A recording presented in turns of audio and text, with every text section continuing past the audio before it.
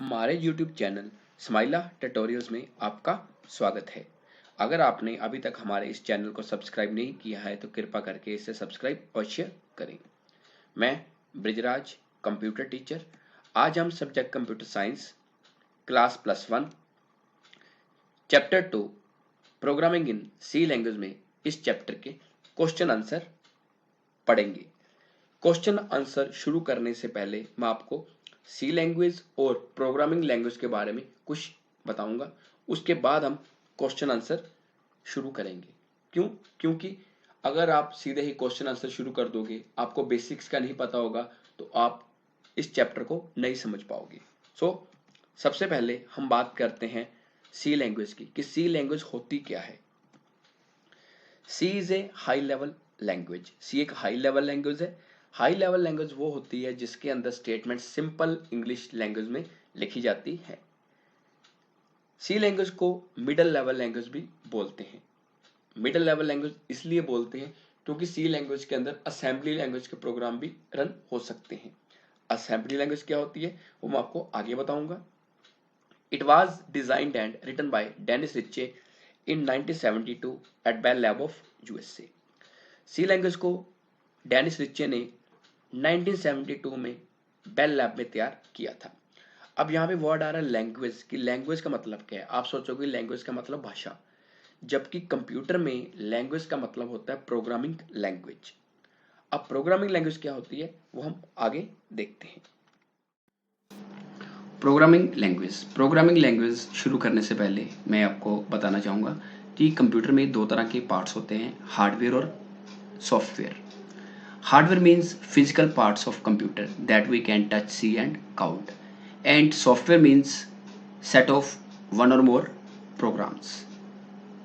Hardware कैसे बनता है? हार्डवेयर बनता है जैसे हमारा कीबोर्ड, माउस, ये किसके बने होते हैं? प्लास्टिक के। इसके अंदर सर्किट होती हैं, वायर्स होती हैं, तो ये क्या हो गया? हार्डवेयर। फिर सॉफ्टवेयर कैसे बनता है? सॉफ्टवेयर बनता है प्रोग्राम से।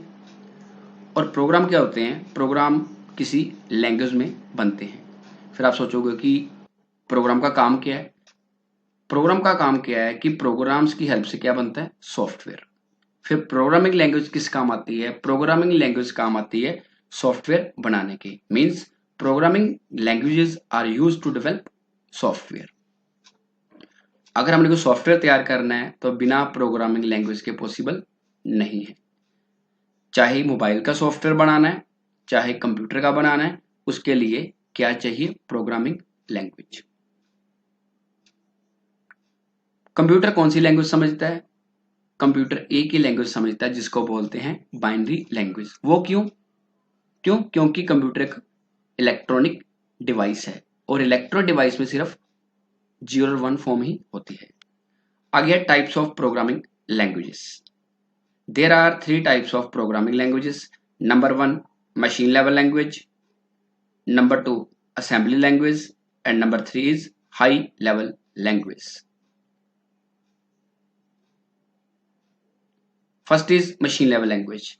In this language, instructions are written in the form of 0 or 1, where 0 means absence of signal and 1 means presence of signal. Means कि machine level language 0-1 की फॉर्म में काम करती है। हमारा कंप्यूटर चाहे इंडिया का है, चाहे यूएसए का, किसी भी कंट्री का कंप्यूटर है, वो सिर्फ एक ही लैंग्वेज समझता है। वो कौन सी होती है? मशीन लेवल लैंग्वेज, मतलब लो लेवल लैंग्वेज, जहाँ language in the form of 0 और 1। मशीन लेवल लैंग्वेज थोड़ी मुश्किल है। वो क्यों मुश्किल है? क्योंकि इसके अंदर हर कोड को 0-1 की फॉर्म में कन्वर्ट करना बड़ा मुश्किल होता है। और दूसरा, जो मशीन लेवल लैंग्वेज है, ये एक पोर्टेबल लैंग्वेज नहीं है। पोर्टेबल लैंग्वेज नहीं है का मतलब ये है कि इसमें बनाया गया प्रोग्राम उसी कंप्यूटर पे चलेगा जिसमें इसको बनाया गया, इसको किसी दूसरी जगह पे चलाया नहीं जा सकता। मशीन लैंग्वेज की समस्या क्या थी कि कोड्स को याद करना मुश्किल है, 0-1 के कोड्स को बनाना मुश्किल है। उसकी जगह पे एक नई लैंग्वेज आ गई, second generation language, that is called assembly language. In this language, instructions are written in the form of mnemonic codes. Mnemonic codes means symbols are used such as add, sub. Means कि machine language में क्या था कि जो 0-1 के code थे उनको याद करना और बनाना बड़ा मुश्किल था। उसके लिए एक नई लैंग्वेज आ गई, निमोनिक कोड लैंग्वेज, जिसको क्या बोलते हैं, असेंबली लैंग्वेज। फिर आप कहोगे कि मैंने आपको अभी बताया है कि कंप्यूटर सिर्फ 0-1 की फॉर्म ही समझता है, कोई और फॉर्म नहीं समझता, लेकिन जो ऐड और सब मैंने निमोनिक कोड लिखे ये तो 0-1 की फॉर्म में नहीं है। यस, इसके लिए असेंबली लैंग्वेज में एक ट्रांसलेटर यूज होता है जिसको क्या बोलते हैं, assembler. In this language assembler is used. Assembler is a translator that translates assembly language program into machine level language. For example, in left side I write add sub. Add and sub are mnemonic codes, and right side machine language codes are used. We write add sub mnemonic codes when we translate the program with the help of assembler, then it will convert assembly language program in machine level language or low level language. Third language is high level language. Assembly language की ये problem है कि उसके अंदर इतने ज़्यादा mnemonic codes हैं कि उनको याद रखना मुश्किल है, और दूसरा उसमें जो प्रोग्राम बनाया जाएगा वो मशीन डिपेंडेंट होता है, मीन्स कि उसमें बनाया गया प्रोग्राम हम उसी मशीन पर रन कर सकते हैं जहाँ पे उसको बनाया गया है। इन समस्याओं को दूर करने के लिए कौन सी लैंग्वेज आ गई, high level language. In this language, instructions are written in the form of simple English words or mathematical symbols. For example, C, C++, Fortran, Pascal, Java. These are high-level languages. But अब आप सोचोगे कि high level language में अगर हम English के word use करेंगे या मैथमेटिकल सिंबल यूज़ करेंगे तो उसको कंप्यूटर कैसे अंडरस्टैंड करेगा? क्यों? क्योंकि कंप्यूटर तो 0-1 की फॉर्म समझता है। यस, इसके लिए हाई लेवल लैंग्वेज में दो ट्रांसलेटर यूज होते हैं। Number 1 is compiler and number 2 is interpreter. These two translators convert high level language programme into machine level language. सबसे पहले हम बात करते हैं कंपाइलर की। Compiler is a translator that translates high level language programme into machine level language. Compiler scans the entire program and translates the whole of it into machine code at once. It is used in C, C++, extra languages. Means कि जो compiler है ये क्या करता है, high level language programme को 0-1 की form में कन्वर्ट करता है। इसके अलावा ये क्या करता है कि पूरे प्रोग्राम को स्कैन करता है और उसके बाद पूरे के पूरे प्रोग्राम को मशीन कोड में कन्वर्ट कर देता है। कंपाइलर एक काम और करता है, कंपाइलर सिर्फ प्रोग्राम को 0-1 की फॉर्म में कन्वर्ट नहीं करता, इसके अलावा एरर्स भी ढूंढता है कि अगर आप प्रोग्राम बनाते बनाते हो गलती कर जाते हो, ये एरर्स के बारे में भी बताता है। ये कहाँ का यूज होता है, सी, C++ होगी, इसके अलावा फोर्ट्रन लैंग्वेज है, जावा है, लेकिन जावा में कंपाइलर इंटरप्रेटर दोनों यूज होते हैं। फॉर एग्जाम्पल, जैसे मैंने इधर हाई लेवल लैंग्वेज का प्रोग्राम बनाया, ये जाएगा कंपाइलर के पास। कंपाइलर एक सॉफ्टवेयर होता है, फिर वो क्या करेगा, compiler high level language programme को लो लेवल या मशीन लेवल लैंग्वेज में कन्वर्ट करेगा। लो लेवल और मशीन लेवल का मतलब होता है language in the form of 0-1। Next is interpreter. It is also a translator that translates high level language program into machine level language, but difference is that interpreter translates just one statement of the program at a time into machine code. अब दोनों में फर्क क्या आ गया, compiler और interpreter में? Compiler पूरे programme को इकट्ठा ट्रांसलेट करता है, लेकिन इंटरप्रेटर क्या करता है, एक टाइम पे एक स्टेटमेंट को कन्वर्ट करता है। कंपाइलर में अगर कोई एरर आ जाता है तो कंपाइलर प्रोग्राम को ट्रांसलेट करता जाता है और लास्ट में बता देता है कि इतनी गलतियां हैं।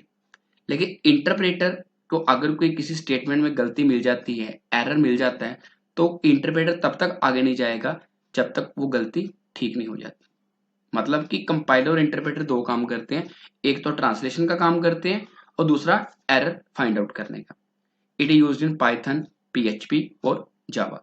मतलब पाइथन लैंग्वेज में, PHP में और जावा में कंपाइलर और इंटरप्रेटर दोनों यूज होते हैं, लेकिन पाइथन और PHP में क्या यूज होता है, इंटरप्रेटर। जावा एक ऐसी लैंग्वेज है जो कंपाइलर और इंटरप्रेटर दोनों बेस्ड है, और आपकी जो C लैंग्वेज है उसमें क्या यूज होता है, कंपाइलर।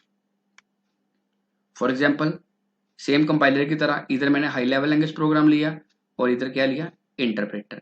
जब high level language program interpreter के पास जाएगा तो वो क्या करेगा, प्रोग्राम को लो लेवल लैंग्वेज या मशीन लेवल लैंग्वेज में कन्वर्ट करेगा। Question answers. Number 1, what are the limitations of C language? Means कि सी भाषा की क्या सीमाएं हैं या क्या हानियां हैं? The limitations of C language are as following. Number 1, it is a case sensitive language. Means कि सी लैंग्वेज एक केस सेंसिटिव लैंग्वेज है या चेंज केस लैंग्वेज है। It means there is a difference between small and capital letters in C language। Means कि C language में छोटे letter और बड़े लेटर्स में फर्क होता है। मीन्स कि अगर आप किसी वेरिएबल को स्मॉल लेटर में लिखते हो, बाद में सेम वेरिएबल को कैपिटल लेटर में लिखते हो, तो उसका मीनिंग अलग अलग होगा। मीन्स कि अगर आप छोटी ए लिखते हो, उसके साथ ही कोमा डाल के कैपिटल ए लिखते हो, ये सी लैंग्वेज के लिए दोनों डिफरेंट हैं।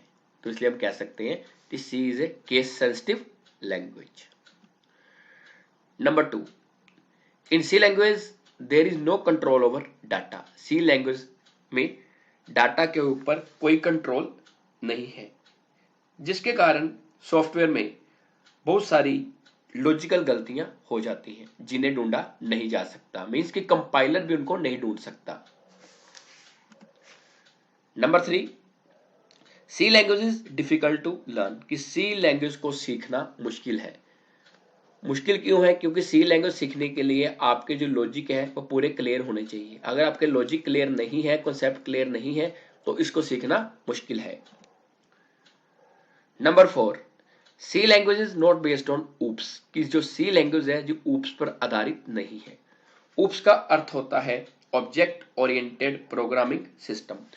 आजकल जितने भी रियल लाइफ सॉफ्टवेयर बनते हैं वो सारे ऊप्स में बनते हैं, जबकि जो सी है वो एक ट्रेडिशनल लैंग्वेज है। इसके अंदर फंक्शन यूज होते हैं, जबकि जो ऊप्स वाली लैंग्वेज है उसके अंदर ऑब्जेक्ट यूज होते हैं। ऑब्जेक्ट को हम आसानी से कहीं पे भी यूज कर सकते हैं, जबकि फंक्शन को यूज करना मुश्किल है।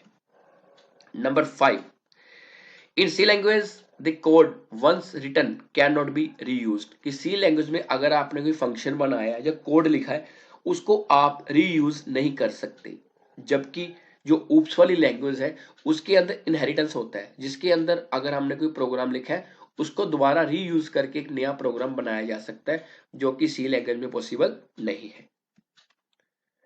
6 point, it does not provide run time checking. Run time checking का मतलब है कि जब हम सी का प्रोग्राम रन करते हैं तो रन टाइम पे इसके एरर चेक नहीं कर सकते। इसके जो एरर्स है वो हम कंपाइल टाइम पे ही चेक कर सकते हैं। कंपाइल टाइम का मतलब कि जब हम प्रोग्राम को मशीन लैंग्वेज में कन्वर्ट करते हैं।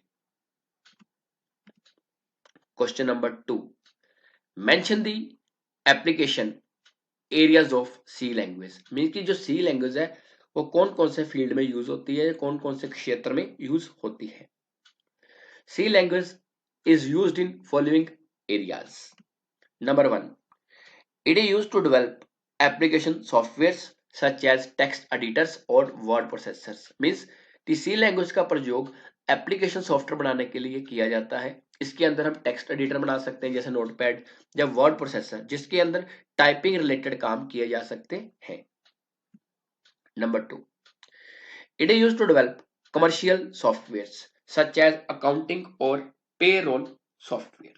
मीन्स कि इसके अंदर किसी कमर्शियल या बिजनेस वाले क्षेत्र में अगर आप सॉफ्टवेयर यूज करना चाहते हो तो इसके अंदर वो सॉफ्टवेयर बनाए जा सकते हैं। वो सॉफ्टवेयर जो अकाउंटिंग से रिलेटेड हो या सैलरी वगैरह या पे रोल बनाने के लिए यूज होते हो। Number 3, it is use to develop system software. इसके अंदर सिस्टम सॉफ्टवेयर भी तैयार कर सकते हैं, जैसे कि कंपाइलर। कंपाइलर के बारे में आपको पहले भी बता चुका हूं कि कंपाइलर एक ट्रांसलेटर है जो हाई लेवल लैंग्वेज प्रोग्राम को मशीन लेवल लैंग्वेज में कन्वर्ट करता है, और इंटरप्रेटर भी कंपाइलर की तरह होता है। बट दोनों में फर्क क्या है कि कंपाइलर पूरे प्रोग्राम को इकट्ठा कंपाइल करता है और इंटरप्रेटर लाइन बाय लाइन। ये जो लिंकर है ये सी प्रोग्राम के जो अंदर फंक्शन यूज हुए हैं उनको सिस्टम लाइब्रेरी के साथ लिंक करता है, और जो लोडर है ये हमारे प्रोग्राम को मेन मेमोरी में लोड करता है उसको एग्जीक्यूट करने के लिए या रन करने के लिए। तो इस तरह के जो सॉफ्टवेयर है इनको सी लैंग्वेज में डेवलप किया जा सकता है। 4th point, it is used to develop graphics programs. C language के अंदर हम सिंपल टेक्स्ट बेस्ड प्रोग्राम नहीं बना सकते, इसके अंदर हम ग्राफिक्स को यूज करके ग्राफिकल प्रोग्राम भी तैयार कर सकते हैं। Fifth point, it is also used to develop games. Entertainment के लिए सी लैंग्वेज में गेम्स को भी तैयार किया जा सकता है।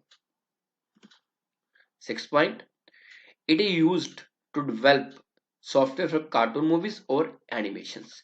अगर हमने कार्टून मूवीज और एनिमेशन से रिलेटेड सॉफ्टवेयर तैयार करने हैं तो उस तरह के सॉफ्टवेयर्स को भी सी लैंग्वेज में तैयार किया जा सकता है। Question number 3, what are preprocessor directives और statements? It is the unique feature of C language. ये सी लैंग्वेज की एक यूनिक विशेषता है। Before a C language program is compiled by compiler, the source code is processed by a program called preprocessor। कि C language का programme जब compiler compile करता है उससे पहले जो सोर्स कोड है उसको एक प्रोग्राम प्रोसेस करता है जिसको बोलते हैं प्री प्रोसेसर। सोर्स कोड का मतलब होता है कि जो प्रोग्राम हमने सी लैंग्वेज में टाइप किए। This process is called pre processing. इस प्रोसेस को बोलते हैं pre processing. The commands used in preprocessor are called preprocessor directives। Means कि प्री प्रोसेसर में जो कमांड्स यूज होती हैं या जो इंस्ट्रक्शंस यूज होती हैं उनको बोलते हैं pre processor directives. And they begin with hash symbol या हैश साइन। और जो प्री प्रोसेसर डायरेक्टिव स्टेटमेंट्स हैं ये हैश सिंबल से शुरू होती हैं। सिंपल शब्दों में हम कह सकते हैं कि कंपाइलेशन के समय कुछ जो प्रक्रियाएं हैं या कुछ प्रोसेसेस हैं वो सी लैंग्वेज में की जाती हैं। वो कमांड्स जो इन प्रोसेसेस को या प्रक्रियाओं को करती हैं उनको बोला जाता है प्री प्रोसेसर डायरेक्टिव्स या स्टेटमेंट्स। फॉर एग्जांपल, मतलब कि सी लैंग्वेज में 3 तरह की प्री प्रोसेसर डायरेक्टिव्स होती हैं, हैश इंक्लूड, हैश डिफाइन और हैश इफ। जो हैश इंक्लूड है ये यूज होती है हेडर फाइल्स को यूज करने के लिए, जैसे hash include studio.h, hash include konya.h। Hash define ये यूज होता है सिंबॉलिक कांस्टेंट को डिक्लेयर करने के लिए। सिंबॉलिक कांस्टेंट वो कांस्टेंट होता है जिसकी मदद से हम किसी ऐसे कांस्टेंट को डिक्लेयर कर सकते हैं जिसकी वैल्यू को यूज तो सभी कर सकते हैं बट कोई चेंज ना कर सके। जैसे पाई, पाई की वैल्यू 3.14 होती है, हम चाहते हैं कि प्रोग्राम के अंदर 3.14 तो यूज हो बट उसको कोई मॉडिफाई ना कर सके। और हैश इफ ये किसी डिसीजन मेकिंग ऑपरेशन के काम आती है। Question number 4, what do you understand by global declaration? The variables declared outside of any function is called global variable and its declaration is called global declaration। वो variable जो किसी function के बाहर declare हों उनको बोलते हैं ग्लोबल वेरिएबल और उनकी डेक्लेरेशन को बोलते हैं ग्लोबल डेक्लेरेशन। जहाँ पे आउटसाइड ऑफ एनी फंक्शन का मतलब ये है कि सी लैंग्वेज में जब हम कोई प्रोग्राम बनाते हैं तो उसकी बॉडी को हम करली ब्रेसिस के अंदर डिफाइन करते हैं। अगर हम किसी वेरिएबल को करली ब्रेसिस के अंदर डिक्लेयर करें उसको बोलते हैं लोकल डिक्लेरेशन। और अगर हम उसी वेरिएबल को करली ब्रेसिस के बाहर डिक्लेयर करें तो वो क्या हो गया, आउटसाइड ऑफ फंक्शन, तो उसको बोलेंगे global declaration. Global variables can be used anywhere in the program. कि अगर आप किसी वेरिएबल को ग्लोबल डिक्लेयर कर देते हो तो उसको पूरे प्रोग्राम पे कहीं पे भी यूज किया जा सकता है। फॉर एग्जाम्पल, जैसे यहाँ लिखा मैंने वॉइड मेन, सी का प्रोग्राम हमेशा वॉइड मेन से बनता है, आगे आपको प्रैक्टिकली भी समझाऊंगा। करली ब्रेसेस के अंदर मैंने लिखा A10, ये एक लोकल वेरिएबल है। ये लोकल वेरिएबल क्यों है? क्योंकि ये करली ब्रेसेस के अंदर आ रहा है, बाहर नहीं आ रहा, तो ये कौन सा हो गया, लोकल वेरिएबल। इसी तरह हम ग्लोबल वेरिएबल समझते हैं। मैंने लिखा b इज इक्वल टू 20। अब वॉइड मेन है, वॉइड मेन में करली ब्रेसेस के अंदर मैंने कुछ नहीं लिया, बाकी जब प्रोग्राम बनाऊंगा उस टाइम आपको पता चल जाएगा इसके अंदर हम क्या ले सकते हैं, कौन सी स्टेटमेंट ले सकते हैं। अब जो बी है ये हमारा ग्लोबल वेरिएबल है। ये ग्लोबल वेरिएबल क्यों है? क्योंकि ये फंक्शन के अंदर नहीं आ रहा, करली ब्रेसेस के अंदर नहीं आ रहा। जो वेरिएबल करली ब्रेसेस के अंदर आता है वो होता है लोकल वेरिएबल और जो बाहर आता है वो कौन सा होता है, global variable. Fifth question is give the general structure of C program, कि सी प्रोग्राम की आम रचना बताओ। मीन्स कि सी का प्रोग्राम बनाने के लिए कौन कौन से सेक्शन यूज होते हैं।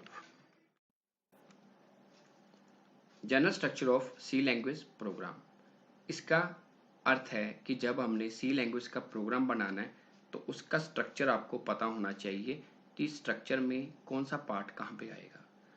जनरल स्ट्रक्चर में जो सबसे पहला पार्ट है वो होता है documentation section. Documentation section, in this section comments are used. Comments are written in delimiter characters /star and /. Documentation section is used to describe the C program. मैंने आपको यहाँ बताया है कि डॉक्यूमेंटेशन सेक्शन में कमेंट्स यूज होते हैं। अब आप सोचोगे कमेंट्स क्या होते हैं, आपके माइंड में आएगा कि हम फेसबुक यूज़ करते हैं तो फेसबुक पे जो कमेंट यूज़ करते हैं उनको कमेंट्स बोलते हैं। नहीं जी, यहाँ पे कमेंट्स का मतलब ये नहीं है। जहाँ पे कमेंट्स का मतलब ये है कि अगर आप सी लैंग्वेज प्रोग्राम में प्रोग्राम को नेम देना चाहते हो या प्रोग्राम को डिस्क्राइब करना चाहते हो तब आप यूज़ करोगे कमेंट्स। तो कमेंट्स के लिए डेलीमीटर कैरेक्टर /* और */ यूज़ होते हैं। इसके अंदर हम जो भी लिखेंगे वो हमारा क्या होगा, कमेंट।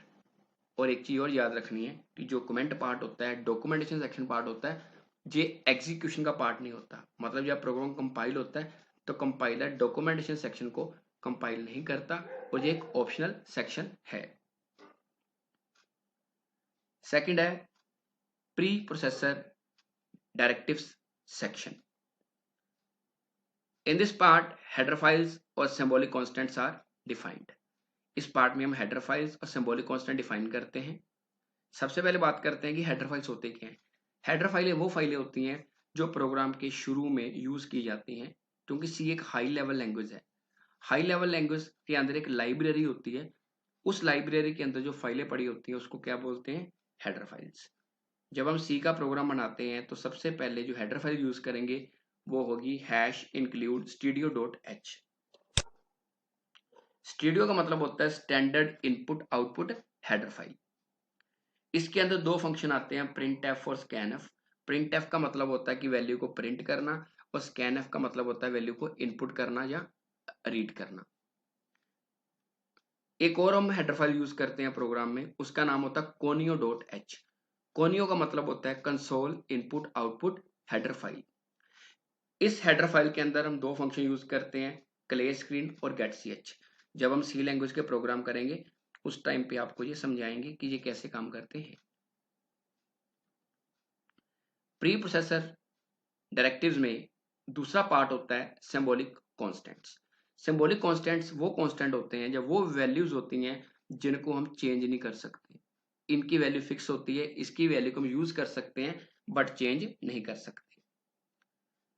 सिंबॉलिक कांस्टेंट को मैक्रो सब्स्टिट्यूशन भी बोलते हैं। It is used to declare symbolic constants. इसका काम क्या होता है, सिंबॉलिक कांस्टेंट को डिक्लेयर करते हैं ये। In this hash defined directives are used. जिस तरह हेडर फाइल्स में हैश इंक्लूड यूज होता है, सिंबॉलिक कांस्टेंट में या मैक्रो सब्स्टिट्यूशन में हैश डिफाइन डायरेक्टिव यूज होती है। जैसे फॉर एग्जांपल मैंने लिखा है हैश डिफाइन पाई 3.14। यहाँ पे जो पाई है ये हमारा एक सिंबॉलिक कांस्टेंट है और 3.14 इसकी क्या है, वैल्यू। हम सिंबॉलिक कांस्टेंट उस टाइम डिक्लेयर करते हैं जब हम चाहें कि हमारी जो वैल्यू है फिक्स रहे, इसको हम बदल ना सकें। और पाई की वैल्यू आपको पता ही है कि 3.14 होती है, तो इस टाइप की वैल्यू को हम क्या कर सकते हैं, सिंबॉलिक कांस्टेंट डिक्लेयर कर सकते हैं। नेक्स्ट है global variable declaration. In this section we declare global variables. Global variables can be used anywhere in the program. C में दो तरह के वेरिएबल्स होते हैं, एक होते हैं लोकल वेरिएबल, एक होते हैं ग्लोबल वेरिएबल। लोकल वेरिएबल वो होते हैं जो एक ही प्रोग्राम में एक ही जगह पे यूज हो सकते हैं, और ग्लोबल वेरिएबल वो होते हैं जो थ्रू आउट द प्रोग्राम कहीं पे भी यूज हो सकते हैं। एक छोटी सी एग्जांपल से आपको समझाता हूँ। सी में जब कोई प्रोग्राम बनाते हैं हम वॉइड मेन करके फंक्शन लिखते हैं। करली ब्रेस के अंदर मैंने लिखा a = 10। अब a की वैल्यू कितनी है, 10। करली ब्रेस एक ब्लॉक होता है सी लैंग्वेज में। अब इसकी वैल्यू इस ब्लॉक के अंदर अंदर 10 रहेगी। जैसे इस ब्लॉक से बाहर आएंगे, करली ब्रेसेस से बाहर आएंगे, तो जो 10 है वो वैल्यू खत्म हो जाएगी। ये हमारा क्या है, लोकल वेरिएबल। अब आपको ग्लोबल वेरिएबल के बारे में बताता हूँ कि ग्लोबल वेरिएबल में क्या होता है। ग्लोबल वेरिएबल में क्या है कि जो वैल्यू है वो किसी बाउंड्री के अंदर नहीं आ रही, किसी कर्ली ब्रेस के अंदर नहीं आ रही, उसको मैं बाउंड्री से बाहर डिक्लेयर कर रहा हूं, तो ये क्या बन गया, ग्लोबल वेरिएबल। फिर लोकल और ग्लोबल वेरिएबल में ये डिफरेंस हुआ कि लोकल वेरिएबल फंक्शन की बॉडी के अंदर अंदर यूज होता है, और जो ग्लोबल वेरिएबल है उसको हम थ्रू आउट द प्रोग्राम कहीं पे भी यूज कर सकते हैं, और उसको किसी भी फंक्शन की बॉडी या कर्ली ब्रेस के अंदर डिक्लेयर नहीं करते। नेक्स्ट है मेन फंक्शन सेक्शन। ये सी लैंग्वेज का सबसे जरूरी सेक्शन है, इसके बिना सी का प्रोग्राम नहीं बन सकता, और सी लैंग्वेज में सिर्फ एक ही मेन फंक्शन होता है। मेन फंक्शन के दो पार्ट्स होते हैं, लोकल डिक्लेरेशन पार्ट और एग्जीक्यूटेबल पार्ट। अगर हम लोकल डिक्लेरेशन की बात करें तो लोकल डिक्लेरेशन का मतलब कि मेन की कर्ली ब्रेस के अंदर जो सबसे पहला पार्ट होगा वो होगा declaration part. Local declaration part में क्या होता है, in this part local variables और कांस्टेंट्स आर डिक्लेयर्ड। वेरिएबल और कांस्टेंट, वेरिएबल वो आइडेंटिफायर होते हैं, जो वो आइटम्स होती हैं जिनकी वैल्यू चेंज होती रहती है, और कांस्टेंट्स वो डाटा आइटम्स होती हैं जिनकी वैल्यू फिक्स रहती है। और लोकल डिक्लेरेशन पार्ट में हम क्या करते हैं, उन वेरिएबल्स और कांस्टेंट्स को डिक्लेयर करते हैं जिनको हमने सी प्रोग्राम में यूज करना हो। जैसे आप कई बार मैथ में एक्स वाई जेड अज्यूम कर लेते हो अपनी तरफ से, कुछ भी ए बी सी अज्यूम कर सकते हो, वो क्या है, local part, local declaration part. Next है एग्जीक्यूटेबल पार्ट। एग्जीक्यूटिव पार्ट में क्या होता है, this part contains statements that are converted to machine language. Means इसमें वो स्टेटमेंट्स आते हैं जो एग्जीक्यूट होते हैं, जो रन होती हैं, जो हमें रिजल्ट देती हैं, और जो मशीन लैंग्वेज प्रोग्राम में कन्वर्ट हो सकती हैं। लोकल डिक्लेरेशन पार्ट में जिन वेरिएबल्स को हमने डिक्लेयर किया है उनको हम एग्जीक्यूटेबल पार्ट में यूज कर सकते हैं। नेक्स्ट लास्ट पार्ट है यूजर डिफाइंड फंक्शन सेक्शन। सी में दो तरह के फंक्शन होते हैं, लाइब्रेरी फंक्शन और यूजर डिफाइंड फंक्शन। जो फंक्शन सी में पहले से बने होते हैं वो होते हैं लाइब्रेरी फंक्शन, और जो फंक्शन हम खुद बनाएंगे उनको क्या बोलते हैं, यूजर डिफाइंड फंक्शन या user defined function section. In this section, user-defined functions are defined. User-defined functions are those which are defined by user according to his requirement. कि user-defined function वो function होते हैं जो user अपनी requirement के accordingly बनाता है। Sixth question is, what are the basic steps in the execution of C program? कि C program जब हमने रन करना है या एग्जीक्यूट करना है तो उसके बेसिक स्टेप्स कौन कौन से हैं? The basic steps in the execution of C program are as following. Number 1, create program file. सबसे पहले हम क्या करेंगे, C में एक प्रोग्राम फाइल बनाएंगे। ये आपको आगे नेक्स्ट सेशन में मैं बताऊंगा कि C में प्रोग्राम फाइल कैसे बनाते हैं। Number 2, save program file. जो फाइल आपने बना ली है उसके बाद उस फाइल को आपने सेव करना है। और एक चीज याद रखनी है कि C लैंग्वेज में जब हम किसी फाइल को सेव करेंगे तो उसके बाद हम .c लगाएंगे, कि फाइल का नेम लिख के उसके बाद .c से उसको सेव करेंगे, ताकि पता चल जाए कि ये C लैंग्वेज की फाइल हम सेव कर रहे हैं।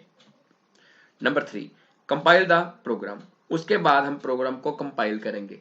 कंपाइल का काम करता है कंपाइलर, और कंपाइलर के बारे में आपको मैं पहले भी बता चुका हूं कि कंपाइलर एक ट्रांसलेटर है जो हाई लेवल लैंग्वेज प्रोग्राम को मशीन लेवल लैंग्वेज में कन्वर्ट करता है।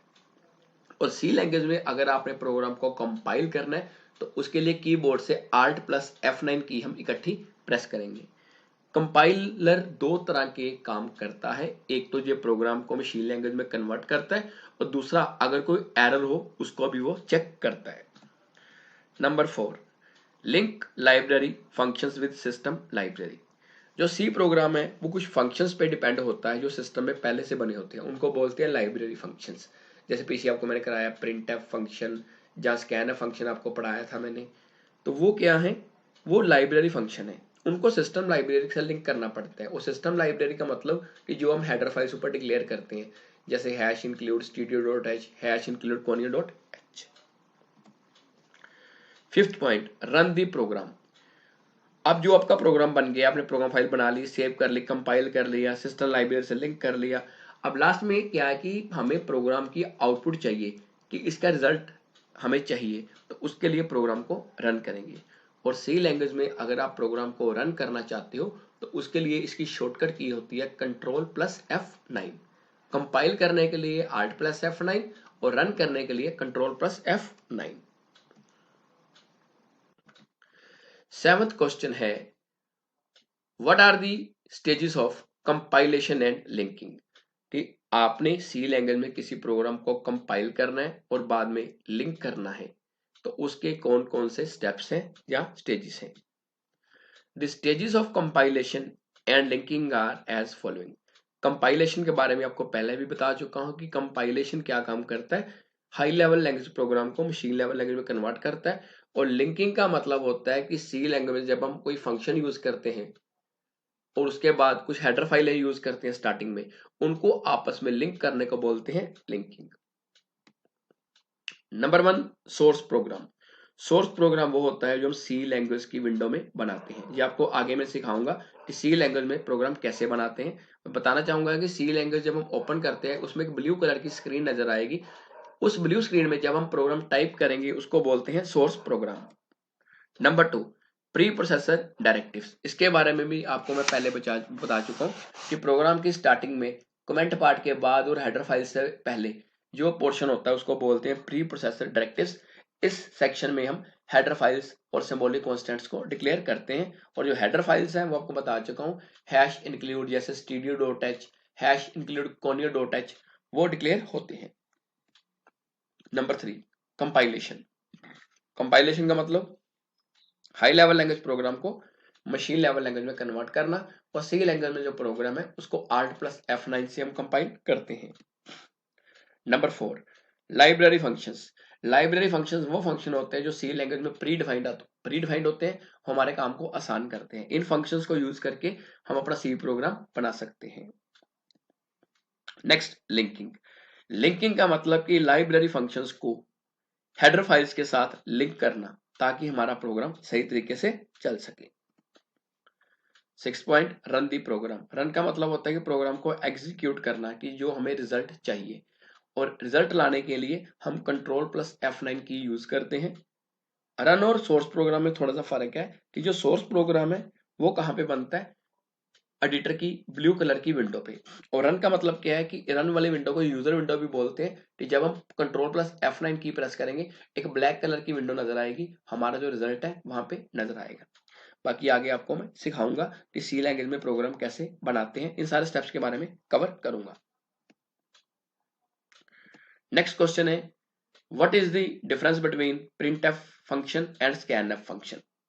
सी लैंग्वेज में जिसके साथ ये ब्रैकेट आ जाए, पैरेंथेसिस आ जाए, उसको क्या बोलते हैं, फंक्शन। इसलिए मैं वर्ड क्या यूज कर रहा हूं, प्रिंट एफ फंक्शन और स्कैन एफ फंक्शन। ये दोनों फंक्शंस में क्या डिफरेंस है। लेफ्ट साइड पे मैंने प्रिंट एफ लिया, राइट साइड पे स्कैन एफ लिया। First point, print F. It is A formatted output function. जो प्रिंट एफ है ये फॉर्मेटेड आउटपुट फंक्शन है, और जो स्कैन एफ है ये फॉर्मेटेड इनपुट फंक्शन है। Second point, printf is used to print the value of a variable। जो printf फंक्शन है ये किसी वेरिएबल की वैल्यू को शो करने के काम आता है। और राइट साइड पे scanf, it is used to read the value of a variable. अगर किसी वेरिएबल की वैल्यू को इनपुट करवाना या रीड करवाना है तो उसके लिए scanf फंक्शन यूज होता है। रीड का मतलब होता है कि वैल्यू असाइन करना, कि आपने कोई वेरिएबल लिया है ABC XYZ कुछ भी, उसको वैल्यू असाइन करनी है तो scanf फंक्शन यूज होगा, उसकी वैल्यू शो करनी है तो printf। Third point, printf function print the value of a variable on monitor. जो printf फंक्शन है इसमें हम जो भी वैल्यू डालते हैं जो कंप्यूटर की स्क्रीन पे या मॉनिटर पे शो होती है। राइट साइड पे this function read the value of a variable from keyboard. और जो scanf फंक्शन है ये वेरिएबल की वैल्यू को कीबोर्ड से इनपुट करवाता है और उसमें वेरिएबल में जो वैल्यू उसको स्टोर करता है। Fourth point, in this function ampersand is not used, mean कि scanf फंक्शन के अंदर एम्परसेंड यूज नहीं होता। और उधर राइट साइड पे printf में in this function ampersand is used. जो scanf फंक्शन है उसमें एम्परसेंड यूज होता है। अब एम्परसेंड जो है इसको बोलते हैं एड्रेस। मीन्स कि जब किसी वेरिएबल को मेमोरी में स्टोर करना है तो उसके लिए हमें मेमोरी में कोई लोकेशन चाहिए, और बिना लोकेशन के कोई वेरिएबल स्टोर नहीं हो सकता। उसके लिए हमें क्या चाहिए, एम्परसेंड। scanf में हम क्या यूज करेंगे, एम्परसेंड, और printf में एम्परसेंड यूज नहीं होगा। Fifth point, syntax. printf का सिंटैक्स है printf bracket start double quotes में कंट्रोल स्ट्रिंग, फिर कॉमा, वेरिएबल 1, वेरिएबल 2 और लास्ट में सेमीकोलन। सेमीकोलन के बारे में आपको बता चुका हूं पहले भी कि जो सेमीकोलन है जो सी लैंग्वेज में किसी स्टेटमेंट को खत्म करने के काम आते हैं। अब यहाँ पे कंट्रोल स्ट्रिंग का मतलब होता है कि अगर आपने सी लैंग्वेज में इंटीजर वेरिएबल यूज करना है, इंटीजर वेरिएबल वो होता है जिसमें डेसिमल पॉइंट नहीं आता, तो उसके लिए कंट्रोल स्ट्रिंग आएगी %d। किसके लिए? इंटीजर के लिए। फ्लोट के लिए आएगी %f। फ्लोट का मतलब होता है कि जिस नंबर में डेसिमल पॉइंट आता है। फिर यहाँ पे क्या आएगा? %f। अगर आपने करेक्टर वेरिएबल लिया है तो उसकी कंट्रोल स्ट्रिंग होगी %c। करेक्टर का मतलब होता है कि जिसके साथ हम सिंगल कोट्स में कोई एक वैल्यू लिख सकें। इसके अलावा एक स्ट्रिंग वेरिएबल भी होता है। स्ट्रिंग वेरिएबल वो होता है जिसको हम डबल कोट्स में लिखते हैं, जैसे नाम, सिटी, फादर नेम वगैरह, तो वो भी हम कंट्रोल स्ट्रिंग में यूज कर सकते हैं। तो कंट्रोल स्ट्रिंग में स्ट्रिंग की कंट्रोल स्ट्रिंग क्या होगी? %s। फिर बताता हूं, इंटीजर के लिए कंट्रोल स्ट्रिंग %d, फ्लोट के लिए %f, कैरेक्टर के लिए %c और स्ट्रिंग के लिए %s। इनको इसीलिए फॉर्मेटेड फंक्शन बोलते हैं क्योंकि इसके अंदर इस तरह की फॉर्मेटिंग यूज होती है। इंटीजर के लिए अलग, फ्लोट के लिए अलग, कैरेक्टर के लिए अलग और स्ट्रिंग के लिए अलग। अब हम स्कैनफ के सिंटैक्स की बात करते हैं। स्कैनफ का सिंटैक्स भी पूरा प्रिंटफ की तरह है, बट डिफरेंस क्या है? इसमें वेरिएबल के साथ एम्परसेंड आ रहा है। एम्परसेंड के बारे में आपको मैं पहले भी बता चुका हूं कि एम्परसेंड किस लिए यूज होता है? वेरिएबल को मेमोरी में एड्रेस देने के लिए, जहां वेरिएबल की वैल्यू को रीड करने के लिए। आगे फिर इसके बारे में डिटेल में पढ़ेंगे कि एम्परसेंड यूज क्यों होता है। 9th question, why printf function and scanf functions are called input output functions? Means printf और scanf functions को input output functions क्यों कहा जाता है? सबसे पहले हम बात करते हैं printf function की। It is A formatted output function. printf एक फॉर्मेटेड आउटपुट फंक्शन है। It is called output function because it prints the value of a variable. इसको आउटपुट फंक्शन इसलिए बोलते हैं क्योंकि ये किसी वेरिएबल की वैल्यू को प्रिंट करने के काम आता है। This function print the value of variable on monitor, कि ये फंक्शन किसी भी वेरिएबल की वैल्यू को कंप्यूटर की स्क्रीन पर या मॉनिटर पे शो करता है। नेक्स्ट हम बात करते हैं स्कैनफ की। Scanf is a formatted input function. ये एक इनपुट फंक्शन है। It is called input function because it reads the value of a variable, क्योंकि ये किसी वेरिएबल की वैल्यू को रीड करता है या इनपुट करता है, मतलब किसी वेरिएबल की वैल्यू को ये वैल्यू प्रोवाइड करता है। This function read the value of variable from keyboard. ये फंक्शन किसी वेरिएबल की वैल्यू को कीबोर्ड से रीड करता है, मतलब कि जब हम कीबोर्ड से किसी वेरिएबल को वैल्यू देंगे तो वो किसके थ्रू रीड होगा? स्कैनफ फंक्शन के थ्रू। इनको फॉर्मेटेड फंक्शन क्यों बोलते हैं मैं पहले भी बता के आया हूं, क्योंकि इसके अंदर कंट्रोल स्ट्रिंग यूज होती है। इंटीजर के लिए %d, फ्लोट के लिए %f, कैरेक्टर के लिए %c और स्ट्रिंग के लिए %s। इंटीजर नंबर कौन से होते हैं? जिसके अंदर डेसिमल पॉइंट नहीं आता। फ्लोट नंबर जिनके अंदर डेसिमल पॉइंट आता है। कैरेक्टर का मतलब जो सिंगल कोट्स में होता है और स्ट्रिंग का मतलब जो डबल कोट्स में होता है। 10th क्वेश्चन है, what is the purpose of ampersand in scanf function? कि एंड सिंबल का स्कैनफ फंक्शन में क्या काम है? एम्परसैंड इज कॉल्ड या and is called ampersand in C language, की जो एंड सिंबल है इसको सी लैंग्वेज में क्या बोलते हैं? एम्परसैंड। ये कीबोर्ड पे जो 7 नंबर है उसके ऊपर होता है, Shift+7 करोगे तो ये सिंबल आ जाएगा। It is a pointer operator. ये एक पॉइंटर ऑपरेटर है। It represents the address of a variable in memory. ये वेरिएबल के जो एड्रेस को मेमोरी में रिप्रेजेंट करता है। If we do not use ampersand in scanf function the compiler will not read the value of a variable. कि अगर हम स्कैनफ फंक्शन में एम्परसैंड को यूज नहीं करते तो जो कंपाइलर है वो वेरिएबल की वैल्यू को रीड नहीं कर पाएगा, जिसके कारण जो रिजल्ट है वो गलत आएगा, जो वैल्यू गलत नजर आएगी। एक चीज याद रखनी है कि जब हम इंटीजर वेरिएबल यूज करेंगे, फ्लोट करेंगे, कैरेक्टर करेंगे तो उसके साथ एम्परसेंड का प्रयोग होता है। अदरवाइज अगर हम स्कैनफ फंक्शन में किसी स्ट्रिंग टाइप वेरिएबल की वैल्यू को रीड कर रहे हैं, स्ट्रिंग का मतलब कि जिसके अंदर हम अपना name, father name, double quotes वगैरह में स्टोर करना चाहते हैं, तो उसके साथ एम्परसेंड का यूज नहीं होगा। एम्परसेंड का यूज सिर्फ इंटीजर, फ्लोट और कैरेक्टर के साथ ही होता है। अगर आपकी इस वीडियो के बारे में कोई भी क्वेरी या सजेशन है तो कृपया कमेंट सेक्शन में अवश्य बताएं। अगर आपने अभी तक हमारे इस यूट्यूब चैनल को सब्सक्राइब नहीं किया है तो कृपया इसे सब्सक्राइब जरूर करें और बेल आइकन को प्रेस करना ना भूलें। थैंक्स, धन्यवाद।